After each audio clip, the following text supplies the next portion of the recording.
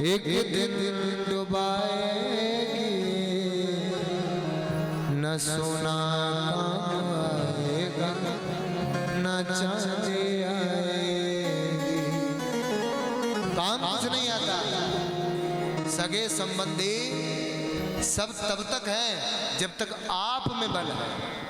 जिस दिन आप निर्बल हुए उस दिन आपको कोई नहीं पूछेगा। जब तक आपकी जेब गर्म है तब तक सभी नाते रिश्ते हैं। जिस दिन जेब खाली कोई नहीं। इसलिए भगवान के नाम का आश्रय लेना चाहिए। बार बार हर कथा में केवल एक ही सार आता है कि भगवान की शरणागति ही सर्व विपत् विमोक्षण, सभी विपत्तियों का नाश कर देती है। आगे सुंदर समुद्र मंथन की कथा सुनाइए, मोहिनी अवतार की कथा सुनाइए, मत्स्य अवतार की कथा सुनाइए। अब समय ज्यादा हो गया है तो हम लोग अब राम जन्म की ओर बढ़ते हैं।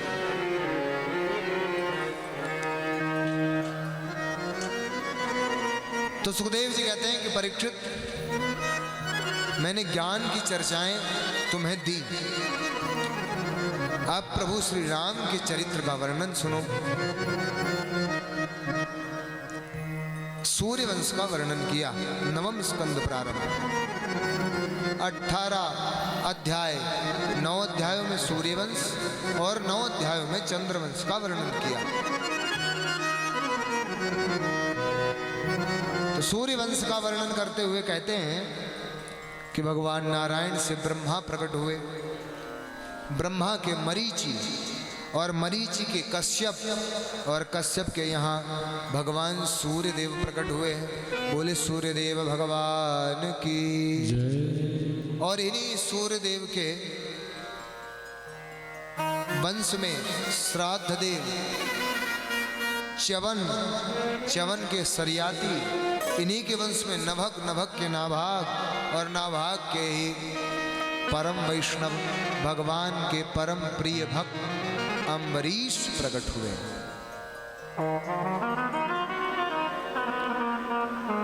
इन्हीं के वंश में राजा सगर हुए, जिनके 60,000 पुत्र हुए। 2 पत्नियां थीं, एक पत्नी से 60,000 पुत्र और एक दूसरी पत्नी से असमंजस पैदा हुआ। असमंजस के अंशुमान, अंशुमान के दिलीप, दिलीप के भगीरथ, और यही वो भगीरथ हैं जिन्होंने इस धराधाम पर गंगा को लाया। बोल गंगे मैया की जय। अब हरिद्वार तीर्थ में बैठे, गंगा जी का नाम आ गया तो एक छोटी सी प्रार्थना करते हुए आगे बढ़े। बही कैसे गंगा लहर धीरे धीरे, बही कैसे गंगा लहर धीरे धीरे, बही कैसे गंगा लहर धीरे धीरे, बही कैसे गंगा लहर धीरे धीरे। हरिद्वार में कैसी शोभा सी माता, हरिद्वार में कैसे शोभा सी माता। कहीं पर काला जल दिखाई देता है, कहीं पर श्वेत जल दिखाई देता है। मानो माँ गंगा अपने अपने स्वरूप में बार बार साड़ियाँ बदल रही है। तो कभी काली साड़ी पहनती है, कभी सफ़ेद साड़ी पहनती है और कभी नीली साड़ी पहनती है। ऐसा स्वरूप दिखाई देता है। क्या कहते हैं? हरिद्वार में कैसी शोभा सी माता, हरिद्वार में कैसे शोभा सी माता, हरिद्वार में कैसी शोभा सी माता, हरिद्वार में कैसे शोभा सी माता। पहाड़ों से आई उतर धीरे धीरे, पहाड़ों से आई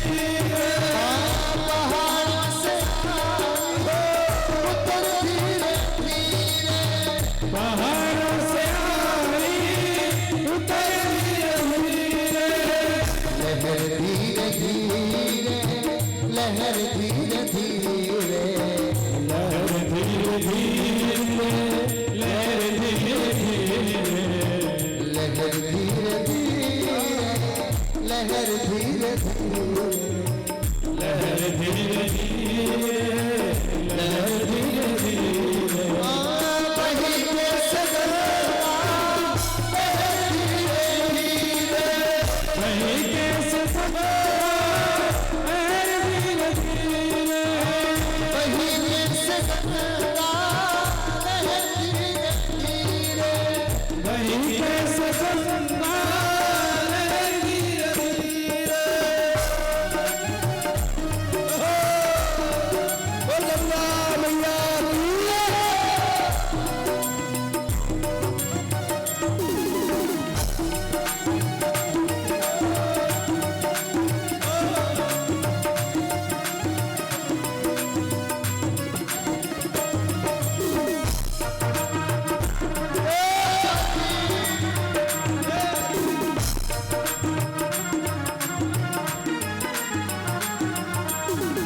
अनेकों की बिगड़ी बनाई मानू ने, अनेकों की बिगड़ी बनाई मनोरे, अनेकों की बिगड़ी बनाई मानू ने, अनेकों की बिगड़ी बनाई मनोरे, हमारी भी ले लो खबर धीरे धीरे, हमारी मिले खबर धीरे धीरे, हमारी भी ले लो खबर धीरे धीरे, हमारी मिले खबर धीरे धीरे, वही जैसे गंगा लहर धीरे धीरे, वही कैसे समा लहर धीरे धीरे, वही जैसे गंगा लहर धीरे धीरे, वही कैसे समा लहर धीरे धीरे,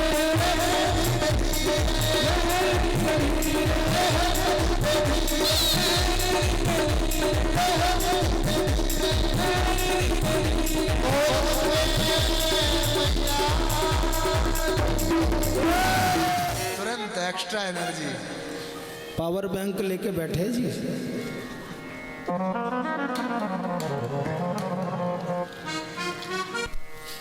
जानकी जय। कहते हैं इन्हीं भगीरथ के वंश में खड़वांग नाम के राजा हुए। इनके दीर्घबाहु के रघु, रघु के आज और आज के यहाँ दशरथ, और दशरथ के यहाँ भगवान ने अपने ही 4 अंशों से अवतार लिया है। दशरथ के यहाँ कोई संतान नहीं, 3 पत्नियां।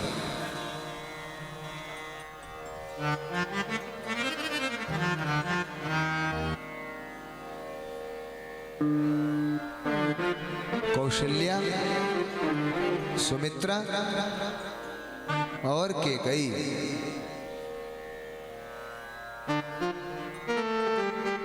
संतान एक के भी नहीं। वशिष्ठ ऋषि के द्वारा श्रृंगी ऋषि को बुलाया। श्रृंगी ऋषि कौन थे जानते हैं आप?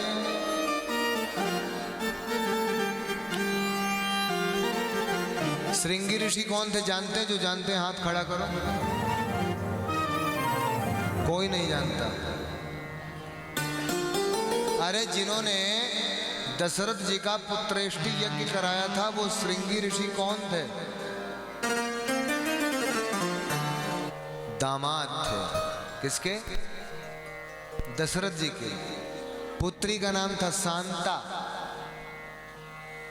श्रृंगी ऋषि के साथ विवाह हुआ तो आज उन्हीं को बुलाया गया कि हमारे यहाँ कोई संतान नहीं, अगर आपकी कृपा हो, अगर आप कोई यज्ञ करें तो शायद कृपा हो सकती है। पुत्रेष्टि यज्ञ किया गया। फल क्या हुआ कि स्वयं अग्निदेव एक कलश लेकर प्रकट हुए हैं जिसमें खीर थी। क्या थी? खीर। तीनों को बैठाला गया, तीनों पत्नियों को। बोले इस खीर को अपनी पत्नियों को अगर खिलाओगे तो संतान हो जाएगी, है ना। तो 3 भाग किए गए उस खीर के। एक भाग दिया, बोलना 3 पत्नियां कौन थी? एक भाग दिया कौशल्या को, एक भाग दिया सुमित्रा को, और एक भाग दिया कैकेयी। प्रसादी पाने ही जा रहे थे कि एक चील आ गई, और उसने क्या किया, सुमित्रा के आगे जो दोना रखा था खीर का वो उड़ाकर ले गई। सुनो, वही खीर जाकर उसने अंजनी माता की गोद में डाली, और उसी खीर से कौन प्रकट हुए? बोले हनुमान जी महाराज की जय। इसलिए प्रभु श्री राम कहते हैं तुम मम प्रिय भरत ही सम भाई। वो जानते हैं कि मेरा भाई है। हनुमान जी सेवक तो हैं ही, लेकिन प्रभु श्री राम के भाई भी हैं। इस तरीके से सुमित्रा मन में विचार करने लगी और शायद मेरे लिए ये खीर नहीं थी। तो दोनों बहनों ने, जो साथ की थी और 2, उन्होंने बोला चिंता मत करो, हम अपनी आधी आधी खीर तुमको देंगे। पाएंगे तो तीनों पाएंगे, नहीं तो एक को नहीं पाएगा। तो दोनों ने थोड़ी थोड़ी खीर सुमित्रा को दी। तो कौशल्या के कौन हुए? कौन हुए? राम। कैकेयी के कौन हुए? भरत। और सुमित्रा के कितने हुए? कितनी खीर खाई थी? 2 जगह की। तो इसलिए 2 पुत्र पैदा हुए।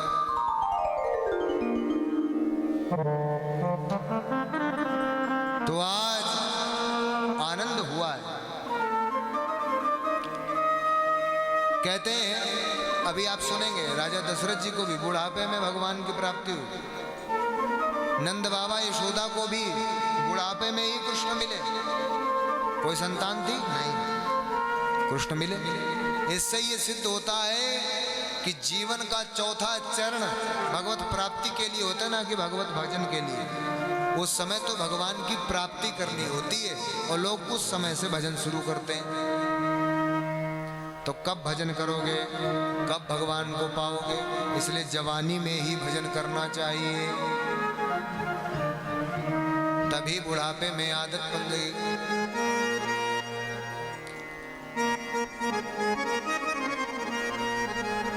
चार संपूर्ण कथा को सुना दिया। तो आज अयोध्या में उत्सव मनाया जा रहा है। जहां पर हमेशा शांति होती थी, वहां पर ढोल नगाड़े बज रहे हैं। तो आइए, प्रभु श्री राम का जन्म हुआ है, तो जन्म के इस उत्सव को हम लोग भी मनाएं, क्योंकि कृष्ण जी का उनकी विशेष व्यवस्था की गई है, इसलिए उनको थोड़ा ज़्यादा धूमधाम से मनाएंगे। प्रभु श्री राम का उत्सव एक भजन गाकर। और देख लो, एक चीज और सुन लो, कथा पंडाल में जैने करी शरम वाके फूटे। जो यहाँ नहीं नाचा उसको 84 लाख योनियों में नाचना पड़ेगा। और जिसको ठुमका लगाना नहीं आता, जो पैर से थोड़ा परेशान है, तो वो कुर्सी पर ही बैठकर ऐसे ऐसे कर सकते हैं, मटक सकते हैं, ठीक है। लेकिन खाली कोई नहीं बैठेगा, क्योंकि भगवान का उत्सव है, उनके जन्म का उत्सव है। इसलिए सभी लोग आनंद पूर्वक इस उत्सव का आनंद लेंगे। हो राजा दशरथ जी के द्वार नौबत बाज रही। राजा दशरथ जी के द्वार नौबत बाज रही। राजा दशरथ जी के द्वार नौबत बाज रही। बाज रही, बाज रही, बाज रही।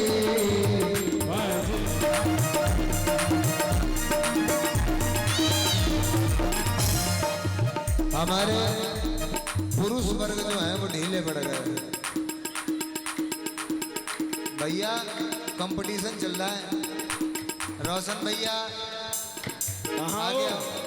अभी डीजे पर नाचना होता है अगर तो बताओ 5 घंटे नचवा लो, डीजे वाला बंद कर देगा। रहने दो भैया हो, रुक जा इधर पहले इधर बस। 5-10 मिनट और रुक जाओ, उसके बाद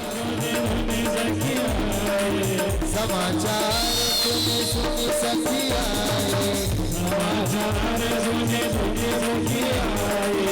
समाचार सुनी सुनी सखिया समाचार सुनी सुनी सखिया ओ सुनी सुनी सखिया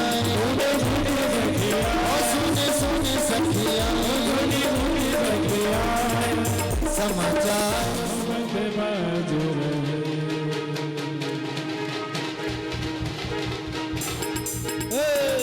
आप पीस दो नौबत बाजी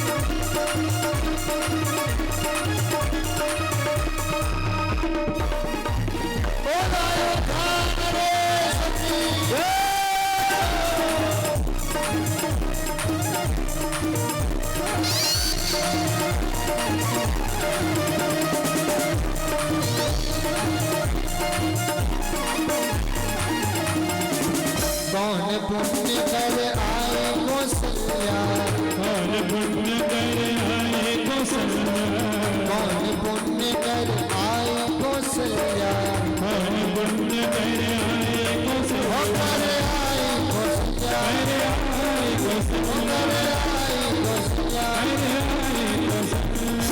कौन से पुण्य कर आए कौशल्या कौन से पुण्य कर आए कौशल्या हरे गोद भरी कटता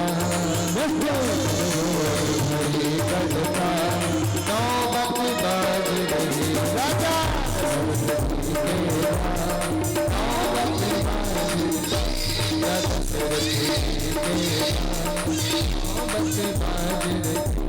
रही अज बाज रही बाज रही बाज रही अज बाज राजा दशरथ जी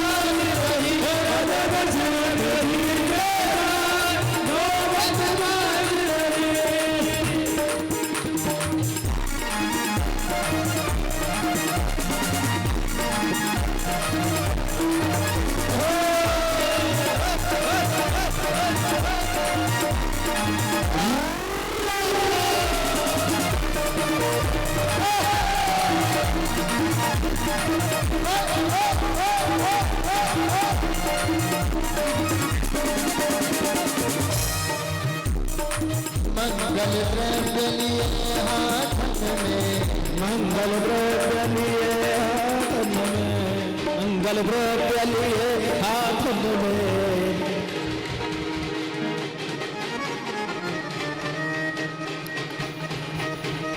दशरथ के आनंद भयो जय राजा राम की दशरथ के आनंद भयो जय राजा राम की दशरथ के आनंद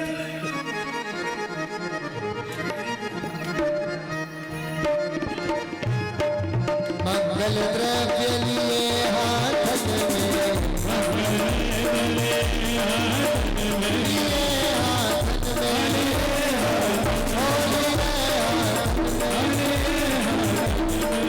मंगल द्रव्य लिए हाथ में ओ ये तो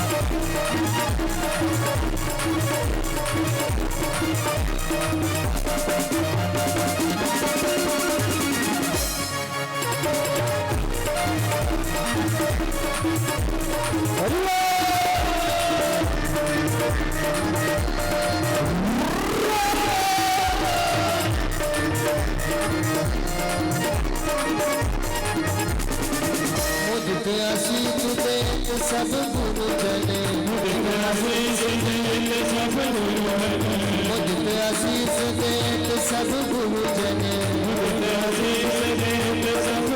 होते सब गुरुजन, मुझ पे आशीष दे सब गुरुजन, मुझ पे आशीष दे सब गुरुजन, ओ चिर जीवा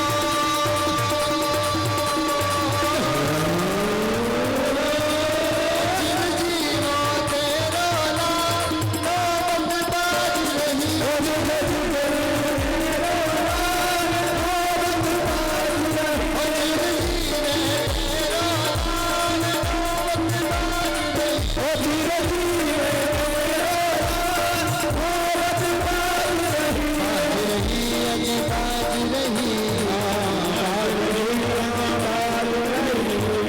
बाज रही अजी बाज रही, ओ राजा दशरथ,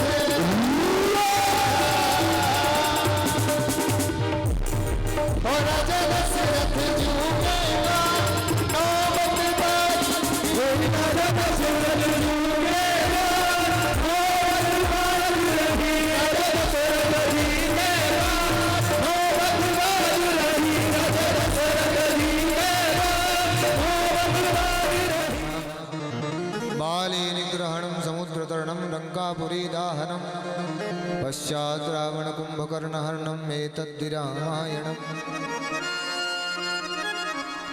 संपूर्ण राम कथा सुना दी। थोड़े बड़े हुए विश्वामित्र अपने साथ लेकर गए, विवाह कराया गया। माता सीता के साथ स्वयंवर हुआ, चारों विवाह, चारों भाइयों के विवाह। 14 वर्ष का वनवास भी लगा। माता सीता का हरण भी हुआ, जटायु पर कृपा भी की, दुष्टों का संहार किया है और धर्म की स्थापना करके भगवान दोबारा अयोध्या में राजगद्दी पर बैठकर राम राज्य की स्थापना की। और अंत समय में प्रभु श्री राम ने अकेले नहीं गए, पूरी प्रजा के साथ प्रभु अंतर ध्यान हो गए, स्वर्ग चले गए। तो इसी एक श्लोक के माध्यम से हम सभी भी राम कथा को यही प्रणाम करते हैं। बोले राजा रामचंद्र भगवान की। अब चंद्रवंश की बारी आती है। चंद्रवंश में बताते हैं कि नारायण से ब्रह्मा, ब्रह्मा से अत्रि, अत्रि के चंद्रमा, यहीं से चंद्रवंश प्रारंभ हुआ। इन्हीं के वंश में परशुराम और इन्हीं के वंश में दुष्यंत और दुष्यंत के भारत, जिनके नाम पर इस देश का नाम भारतवर्ष पड़ा। आगे कहते हैं इन्हीं के वंश में पुरु और उनके बड़े भाई यदु, जिनसे यदुवंश प्रारंभ हुआ। इन्हीं यदुवंश में प्रतापी राजा हुए अजमीर, देवमीर और सूरसेन। सूरसेन के वसुदेव और इनका विवाह कंस की बहन और राजा कन्या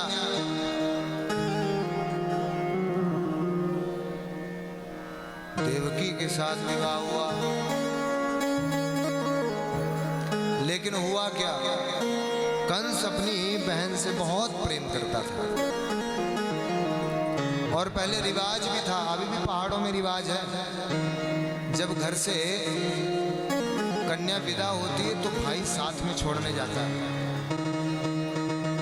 तो कंस ने कहा कि विदाई हो रही है तो रथ मैं ही हाँकूंगा, मैं ले चलूंगा।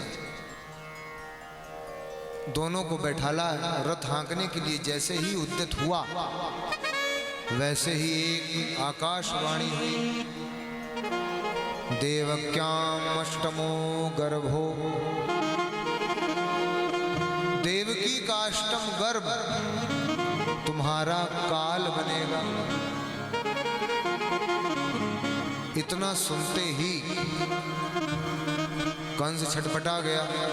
जो प्रेम उसका देवकी के प्रति था वो समाप्त हो गया, क्योंकि मृत्यु का भय एक ऐसा भय है जो सारे बंधनों से मुक्त कर देता है। फिर ये नहीं देखता, ये देखता है कि शत्रु कैसे भी समाप्त हो, अपना सगा है कि सौतेला, मतलब नहीं। अगर आपसे डर है तो आपको समाप्त कर देगा। तो वही कंस ने किया, उतरा नीचे, देवकी को हाथ मार के नीचे ले आया। बोले सुन, अब तू इनके साथ नहीं जाएगी, अब तू यहीं रहेगी। वसुदेव ने हाथ जोड़कर प्रार्थना की कि दिक्कत क्या है। बोले आप तुमने सुना नहीं, अभी आकाशवाणी हुई कि देवकी का 8वां गर्भ मेरा काल बनेगा। अरे तो बोला उस पर ध्यान नहीं दिया तुमने। देवकी का 8वां गर्भ चाहिए ना तुमको, देवकी से परेशानी तो नहीं है ना। मैं सांत्वना देता हूं और संकल्प देता हूं, जितनी भी संतानें होंगी वो सब लाकर तुम्हें दूंगा। ठीक है जी। कारागार में बंद कर दिया। पहली संतान हुई, छोटा सा बालक हुआ। कंस को जब पता चला कि देवकी के यहां पुत्र उत्पन्न हुआ, अंदर गया, कारागार में देखा छोटा सा बालक, पुचकारता दुलारता, मामा है, पुचकारता दुलारता, बड़े स्नेह से देखता, और देखकर देवकी की गोद में दे दिया। लो लौटा। देवताओं ने विचार किया कि अगर ये ऐसे ही पाप कर्मों से बचता रहेगा तो इसके पापों का घड़ा भरेगा नहीं, और जब तक पापों का घड़ा इसका भरेगा नहीं तब तक भगवान अवतार नहीं लेंगे। तो बोले क्या करें। बोले इसकी बुद्धि पलटो। तो नारद जी को भेजा गया। बुद्धि पलटने में नारद जी बड़े माहिर। नारद जी को बुलाया गया। नारद जी पहुंचे।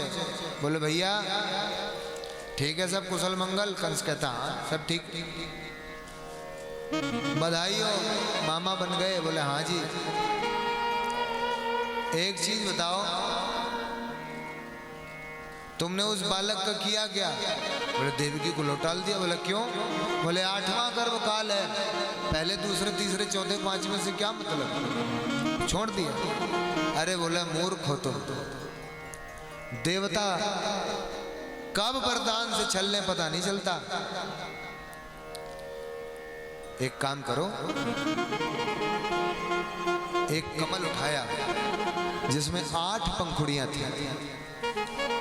बोले ये देखो। बोले इसमें कितनी पंखुड़ियां। बोले 8। बोले गिनो इसमें से पहली कौन। तो एक को निमित्त बनाकर 1 2 3 4 5 6 7 8 गिन लिए। बोले इसमें से पहला कौन। बोले जहां से गिना वही पहला। बोले किसी ने बंधन बांधा है ना। बोले आखिरी से भी तो पहला गिन सकते हैं। बोले पीछे से गिनो। बोले पहला। समझ गए, वो 8वां भी पहला और पहला भी 8वां हो सकता है। क्या पता 8वां ही पहले दे दिया हो। इसलिए छोड़ो किसी को मत, ये कभी भी छल सकते हैं। बस कंस की बुद्धि पलटी गया। जिसको 15 मिनट पहले दुलारा पुचकारा था, 15 मिनट बाद उसी को ही हाथ से छीन लिया और एक शिला पर पटक दिया, मार दिया।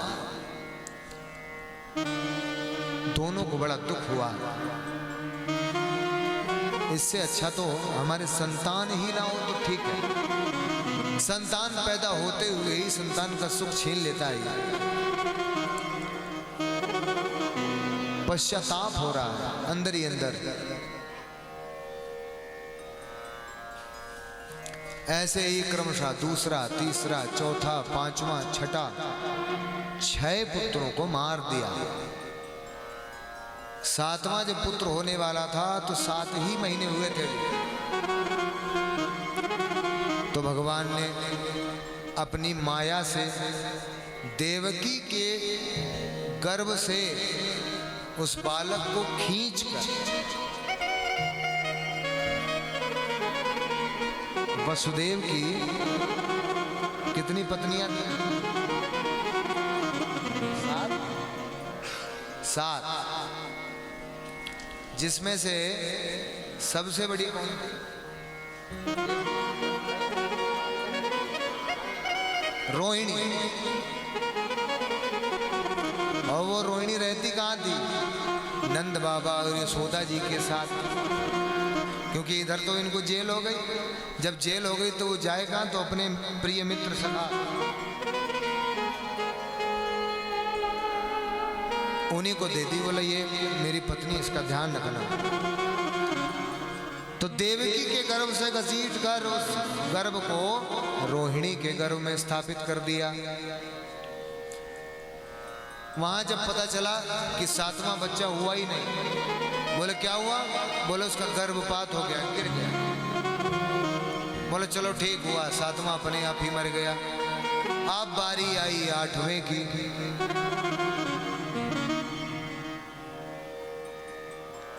आठवें की बारी जब आई, अथ सर्वगुणोपेता काला परम शोभना।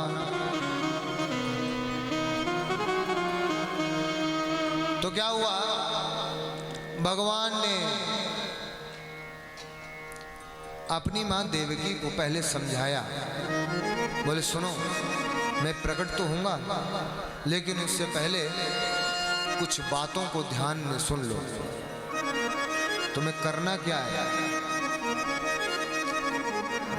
जिस दिन मैं अवतार लूंगा उस दिन तुम नंद बाबा से, वसुदेव से कहते हैं कि तुम मुझे यमुना पार अपने मित्र नंद बाबा के घर छोड़ आना। और सुनो, वहां एक यशोदा जी के बगल में छोटी सी कन्या लेटी होगी, उस कन्या को तुम ले आना और वहां पर लाला रख देना, मुझे रख देना। ठीक है जी। बोल लेकिन जाएंगे कैसे? इतने बंधन बंधे, यमुना जी है, कैसे पार करेंगे? बोले उसकी चिंता मत करो, वो सब लीला मैं करूंगा। समय आया है। अथ सर्वगुणोपेता काला परम शोभना। उत्तम समय आया है। द्वापर और कलयुग का मध्य है। द्वापर जा रहा है और कलयुग आ रहा है, उसी का मध्य। और पूरे वर्ष में मध्य महीना जो आता है ना, वो कौन सा होता है? भादों का महीना, भाद्रपद, मध्य का महीना। मास में भी कौन से पक्ष में? कृष्ण पक्ष में। और तिथियों की मध्य तिथि अष्टमी, दिनों का मध्य दिन बुधवार।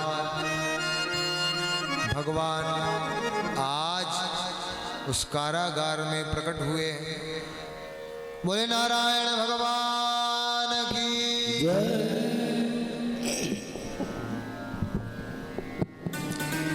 भगवान प्रकट हुए, देवकी मैया ने स्तुति की है। देवताओं ने मां देवकी के गर्भ को प्रणाम किया। क्यों किया? क्योंकि ये वो गर्भ है जिसमें परमात्मा निवास कर रहा है।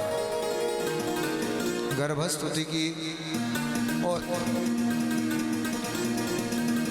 देवकी ने कहा, प्रभु जी आप तो बालक बन के हमारे यहाँ आ रहे थे, आप तो पिता बनकर आए, बाप बनकर आ गए।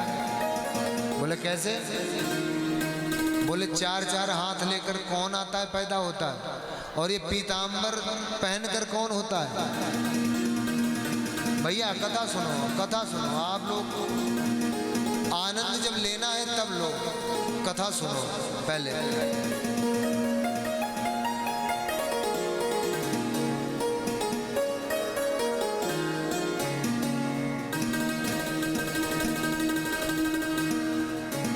चार हाथ जो है ना, बोले 4 हाथ हटाकर 2 हाथ करो, और बोले जो पीतांबरी पहनी है वो पीतांबरी निकालो, बच्चा जब पैदा होता है तो नंगा धड़ंगा आता है। अच्छा जी। बोले और क्या करता है? बोले तुम मुस्कुरा रहे, मुस्कुराना नहीं, बोले हंसो। बोला मैया एक चीज सुन लो, राम जन्म हुआ था तब मैं रोया था तो दासियां बधाई लेकर दौड़ी थी, और यहाँ अगर मैं रो दिया तो कंस मामा के सैनिक डंडा लेकर आएंगे, इसलिए रोऊंगा नहीं। आगे क्या करना है? बोले जो जो समझाया था वो करो। एक टोकरी बनाई है, कन्हैया को लिटाला है। बोले क्या करना है? बोले चलो गोकुल की ओर जाओ, नंद बाबा के घर में मुझे लिटाकर आ जाना, और ये यमुना को पार करो, बंदी गृह से बाहर निकलो। बोले प्रभु इसमें तो बेड़ियां लगी, मेरे हाथों में बेड़ियां। बोले चिंता मत करो, जब प्रभु आ जाता है तो सारे बंधन मुक्त हो जाते हैं। सारी बेड़ियां खुल गई, कारागार में जितने भी ताले लगे थे सब खुल गए, सैनिक जितने जग रहे थे सब सो गए, और बारिश, आंधी, बिजली चमक रही है, और मंद मंद वायु बह रही है। और उसी बारिश में ही यमुना को पार कर रहे थे, यमुना बढ़ने लग गई। नारायण ने टोकरी से पैर लटकाया, बोले सुन ये ले मेरा पैर और मुझे प्रणाम कर ले, और तुझे शर्म नहीं आती? तो बिल्कुल अपने ससुर जी की छाती पे चढ़ी चली आ रही है। भगवान कृष्ण की पत्नी है माँ यमुना। बोले तुझे शर्म नहीं आती? तो अपने ससुर जी की छाती पे चढ़ती चली आ रही है। अरे बोला ये मेरा पैर ले, प्रणाम कर और नीचे हो, शांत हो, बढ़ना बंद कर। जैसे ही प्रणाम किया भगवान कृष्ण को तो रास्ता बन गया। पहुंचे यशोदा मैया के मध्य में छोटी सी कन्या लेटी है, उसको उठाया, कन्हैया को लिटाया है और उसको लेकर आ गए। जब अंदर जेल में पहुंचे तो उस कन्या ने रोना शुरू किया। कंस आया, देखा, उस कन्या को हाथ में लिया और पटका। जैसे ही पटका, कन्या हाथ से छूट गई और छूटकर चतुर्भुज रूप धारण करके कहती कि ए कंस, तुझे मारने वाला पैदा हो चुका है।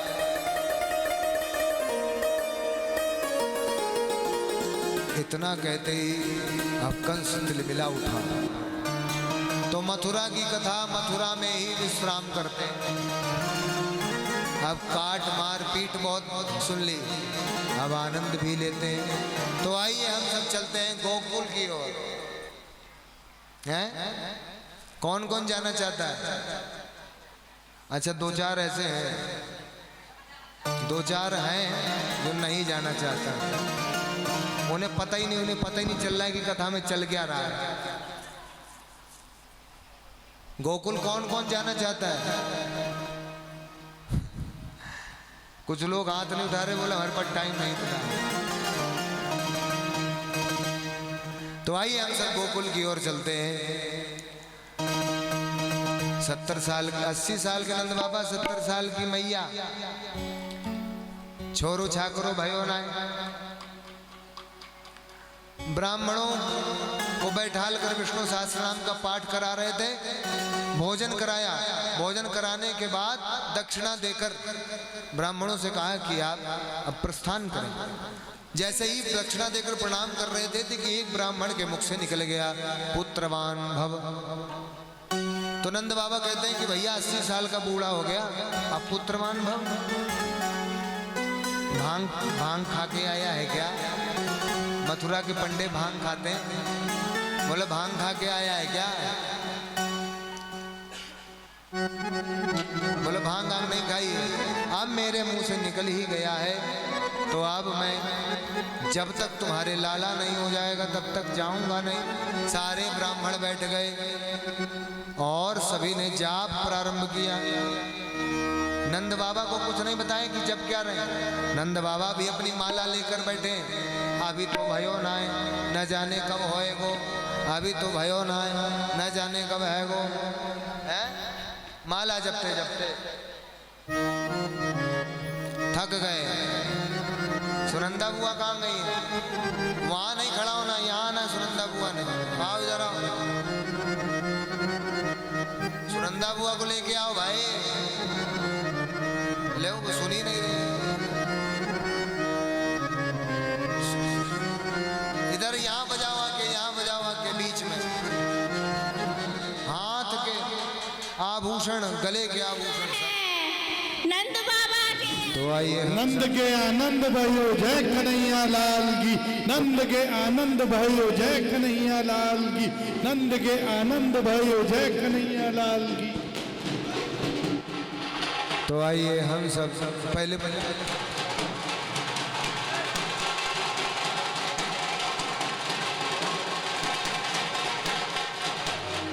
स्वागतम कृष्ण स्वागतम कृष्ण स्वागतम कृष्ण शरणागतम कृष्ण स्वागतम कृष्ण शरणागतम कृष्ण स्वागतम सुस्वागतम शरणागतम कृष्ण स्वागतम सुस्वागतम शरणागतम कृष्ण।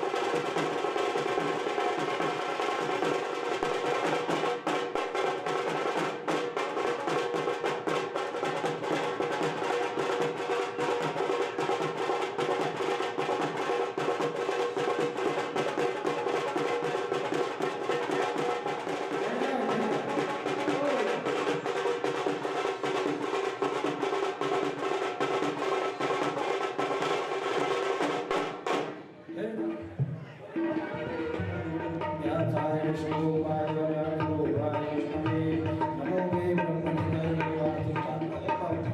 एक एक करके इसे पूरा में करें ये लीजिए भाव बोल नंद के लाल की यशोवान की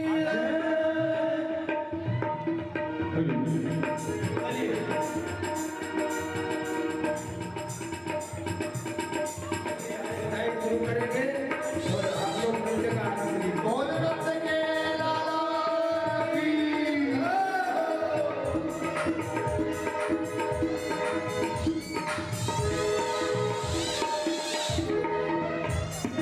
आयो आखन चोर आयो आखन चोर आयो आखन चोर व्रत की कटे कटे में सोर आयो आखन चोर व्रत की कटे कटे में सोर आयो आखन चोर व्रत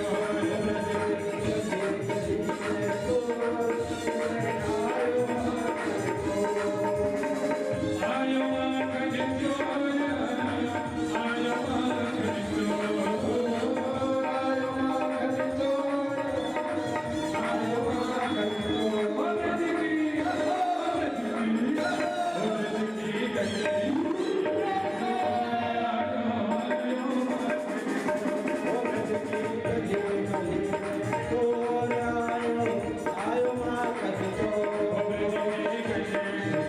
चोर आयो आखन चोर आयो आखन चोर व्रत की कटे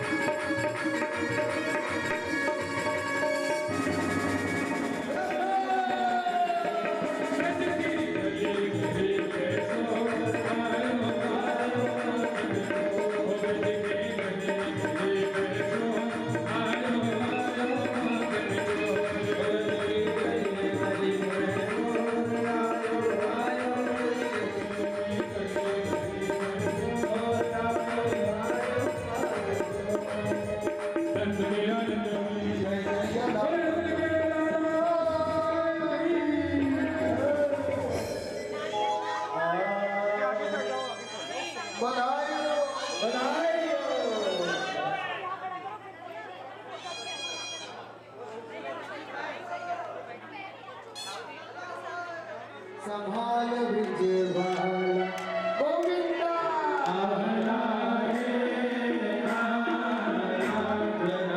संभाल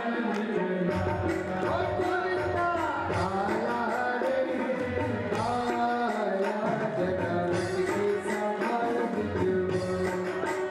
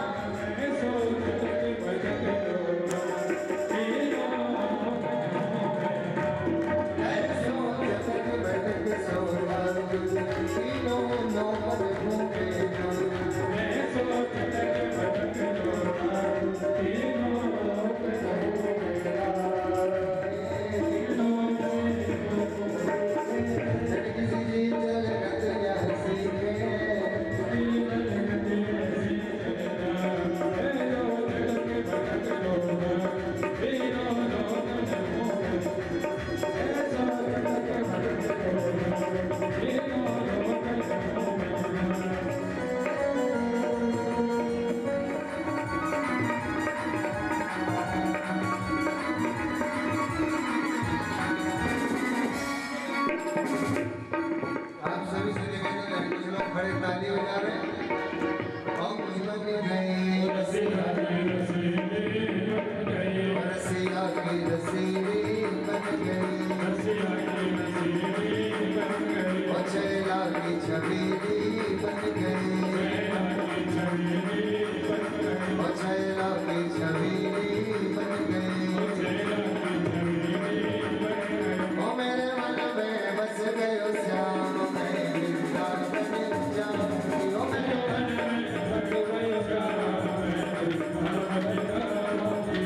मन में बस गयो श्याम, मन में बस गयो श्याम, मैं वृंदावन जाऊंगी। और चेहरा की छबीली बन गई। ओ मेरे मन में, ओ मेरे मन में, ओ मेरे मन में बस गयो श्याम, मैं वृंदावन जाऊंगी। मेरे मन में ओ मेरे मन में बस गयो श्याम, मैं वृंदावन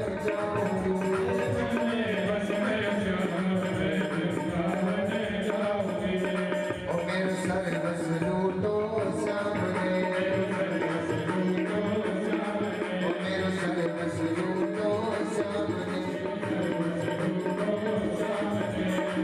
बस लूटो जग पालन की सब में आरती उतारो मेरे लालन की, सब में आरती उतारो मेरे लालन, सब में आरती उतारो मेरे लालन की, लालन की जग पालन की, लालन की जग पालन की, ओ लालन की जग पालन की, लालन की जग पालन की।